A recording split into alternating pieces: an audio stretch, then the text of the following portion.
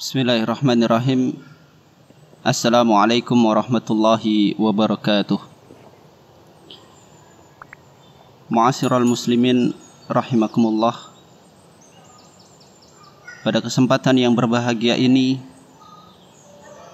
kita akan coba membahas adab-adab terhadap Allah Subhanahu wa taala. Yang pertama dari adab-adab terhadap Allah Ta'ala adalah ikhlas karena Allah Subhanahu wa Ta'ala dalam beramal. Kemudian yang kedua, waspada agar tidak terjatuh ke dalam syirik.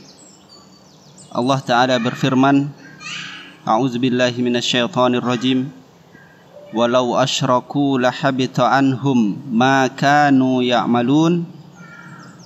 Seandainya mereka mempersekutukan Allah, niscaya lenyaplah dari mereka amalan yang telah mereka kerjakan. Al-An'am ayat 88.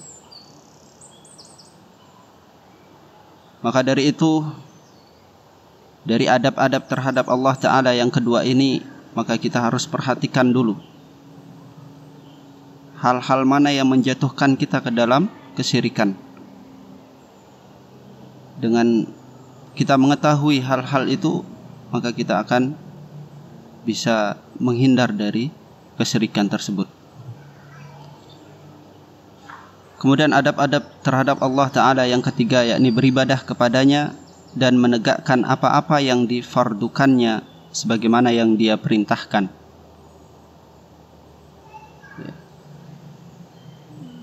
Maka perlu pula kita ketahui dari apa yang diwajibkan oleh Allah Subhanahu wa Ta'ala dalam melakukan suatu amalan. Maka jalankanlah semampu apa yang kita ketahui dalam beribadah kepada Allah Subhanahu wa Ta'ala. Kemudian adab-adab terhadap Allah Ta'ala yang keempat, yakni mensyukuri nikmatnya kepada Anda. Allah Ta'ala berfirman, wa idz ta'adzana rabbukum la in syakartum la azidannakum wa la in kafartum inna 'adzabi lasyadid. Dan ingatlah juga tatkala Rabbmu memaklumkan, sesungguhnya jika kamu bersyukur, pasti kami akan menambah nikmat kepadamu. Dan jika kamu mengingkari nikmatku, maka sesungguhnya azabku sangat pedih. Ibrahim ayat 7. Dengan bersyukur kepada Allah Subhanahu wa Ta'ala, maka pasti Allah akan menambah nikmatnya kepada kita. Adapun ketika kita mengkufuri nikmat Allah Subhanahu wa Ta'ala, maka ketahuilah bahwa azab Allah itu amatlah pedih. Bagaimana kita mengaplikasikan rasa syukur tersebut? Maka tentunya kita dengan beribadah kepada Allah Subhanahu wa Ta'ala, menghambakannya semata-mata Allah Subhanahu wa Ta'ala lah yang berhak untuk diibadahi. Dengan kualitas kehusuan kita kepada Allah Subhanahu wa Ta'ala dalam beribadah, kemudian menambah kuantitas, kualitas maupun kuantitasnya harus kita jaga.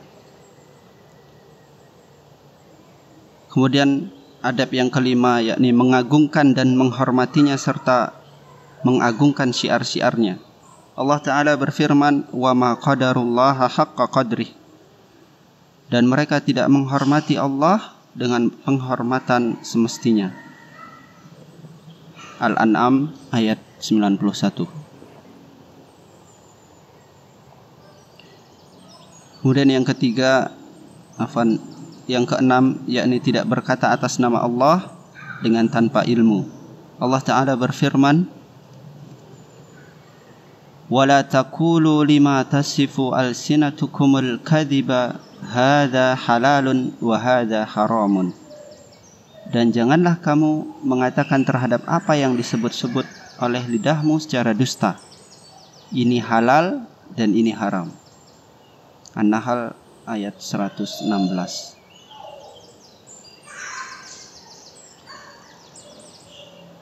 Kemudian yang ke-7 dari adab terhadap Allah Ta'ala, senantiasa merasa diawasi Allah Jalla Jalaluh dalam rahasia saat sendirian maupun terang-terangan di tengah banyak orang.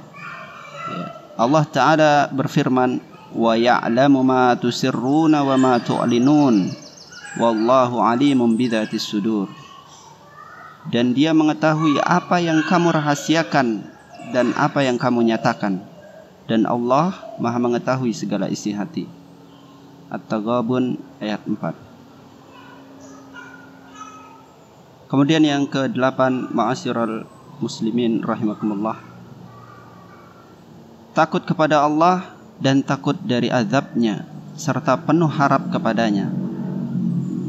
Jadi satu-satunya yang harus kita gantungkan keinginan maupun kemauan kita hanyalah kepada Allah Subhanahu wa Ta'ala. Roja, harapan, yakni hanya kepada Allah Subhanahu wa Ta'ala. Yang ke-9, bertaubat dan inabah, kembali kepadanya serta memohon ampunan darinya. Allah Ta'ala berfirman, walau annahum idzalamu anfusahum ja'uka fastaghfarullaha wastaghfara lahumur rasul lawajadullaha tawwabar rahima. Sesungguhnya jikalau mereka ketika menganiaya dirinya datang kepadamu lalu memohon ampun kepada Allah dan Rasul pun memohonkan ampun untuk mereka, tentulah mereka mendapati Allah Maha penerima taubat lagi Maha penyayang. An-Nisa ayat 64. Kemudian adab terhadap Allah Ta'ala yang ke-10, yakni berdoa dan merendahkan diri serta meluruhkan jiwa kepadanya. Allah Ta'ala berfirman, ammay yuhibul mudtarra idza da'ahu wa yakshifus su'a wa yaj'alukum khulafa'al ard a ilahum ma'allah qalilan ma tadhakkarun. Atau siapakah yang memperkenankan doa orang yang dalam kesulitan apabila dia berdoa kepadanya, dan yang menghilangkan kesusahan, dan yang menjadikan kamu menjadi manusia sebagai khalifah di bumi? Apakah di samping Allah ada Tuhan yang lain? Amat sedikitlah kamu mengingatinya. An-Naml ayat 62. Ma'asyiral muslimin rahimakumullah. Kemudian kita lanjutkan ke adab yang ke-11 terhadap Allah Ta'ala, yakni tidak pupus harap dan tidak putus asa dari ampunannya.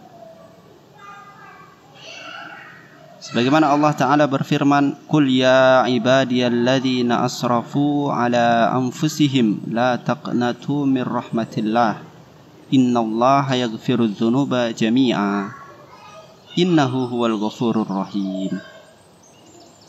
Katakanlah, hai hamba-hambaku yang melampaui batas terhadap diri mereka sendiri, janganlah kamu berputus asa dari rahmat Allah. Sesungguhnya Allah mengampuni dosa-dosa semuanya. Sesungguhnya dialah yang maha pengampun lagi maha penyayang. Az-Zumar ayat 53. Ma'asyiral muslimin rahimakumullah, maka jangan sekali-kali kita untuk berputus asa dari rahmat Allah Subhanahu wa Ta'ala. Selalulah memohon kepada Allah Subhanahu wa Ta'ala agar diberikan kemudahan-kemudahan dalam beribadah kepadanya, dalam menghadapi segala problem, permasalahan yang kita hadapi. Maka bergantunglah kepada Allah Subhanahu wa Ta'ala dan janganlah sekali-kali kita berputus asa darinya. Kemudian adab Allah Ta'ala yang ke-12, yakni berkeyakinan bahwa mendatangkan manfaat dan mencegah mudarat itu ada di tangannya. Begitu pula menghidupkan dan mematikan. Allah Ta'ala berfirman, "May yusraf anhu yawma idzin faqad rahimah wa dzalikal fawzul mubin." Barang siapa yang dijauhkan dari azab pada hari itu, maka sungguh Allah telah memberikan rahmat kepadanya, dan itulah keberuntungan yang nyata. Al-An'am ayat 16. Dan perlu kita yakini bahwa segala manfaat hanyalah Allah yang mampu untuk mendatangkannya. Begitu pula dengan kemudaratan, maka Allah pun mampu dalam melakukan tersebut.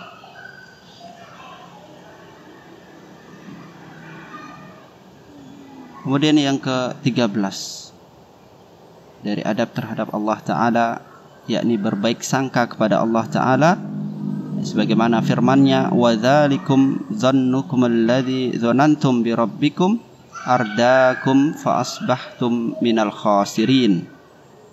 Dan yang demikian itu adalah prasangkamu yang telah kamu sangkakan terhadap Rabb-Mu.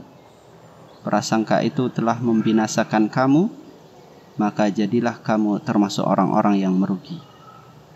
Fussilat ayat 23.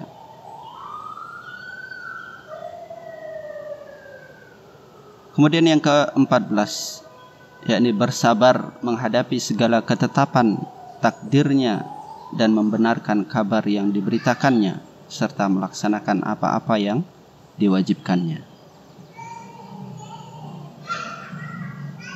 Dengan takdir Allah Subhanahu wa Ta'ala, maka harus kita yakini bahwa itu semata-mata darinya.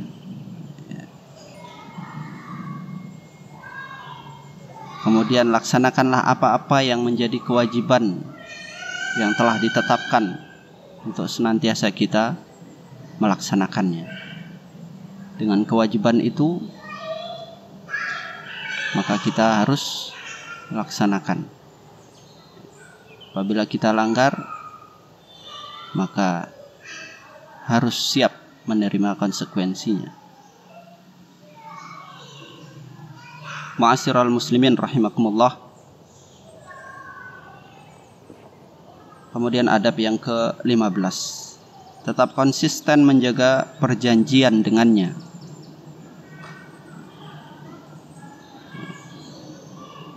Dengan kalimat la ilaha illallah, tiada ilah selain Allah. Itu salah satu dari perjanjian kita kepada Allah Subhanahu wa Ta'ala, bahwa Allah lah yang berhak untuk diibadahi. Tiada ilah selain Allah. Kemudian adab terhadap Allah Ta'ala yang ke-16, yakni mencintainya dan mencintai orang yang dicintainya, dan memusuhi siapa yang dimusuhinya.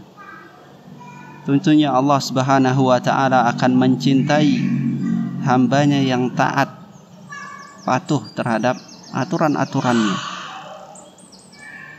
dan kemudian berusaha untuk menegakkan aturan-aturan tersebut sehingga bisa diamalkan dalam kehidupan sehari-hari. Kemudian yang ke-17, ma'asyiral muslimin rahimakumullah, dari adab terhadap Allah Ta'ala, yakni berserah diri dan tunduk serta patuh padanya.